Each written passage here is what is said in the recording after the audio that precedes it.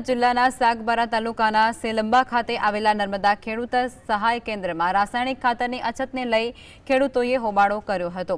વહેલી સવારે ખેડૂતો ખાતર લેવા માટે લાંબી કતારોમાં ઊભા રહ્યા હતા, પરંતુ ખાતરનો પૂરતો જથ્થો ન મળતા ખેડૂતોમાં ભારે રોષ ફેલાયો છે।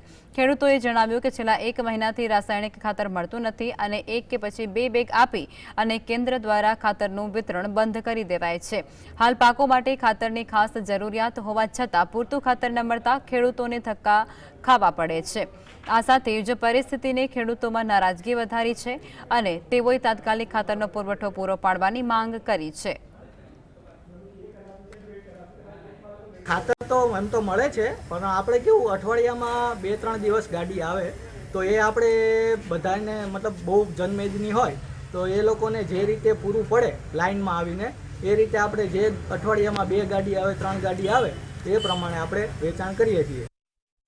રાતના સવારે જમી બમીને પછી સવારે અહીં જ પટલા બિસ્તરા લઈને આવીને અહીં ઊંઘી રહેતા છે।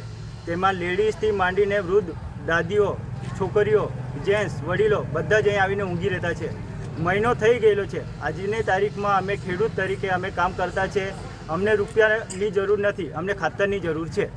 જે ખાતર અહીં આવે છે મહિનો થઈ ગયેલો છે તે બહાર વેચાય છે, બરાબર। જે રિક્ષાવાળા કે ગમે અંદર ખાને એ લોકો જે કરતા છે એ લોકો વેચી ખાતા છે।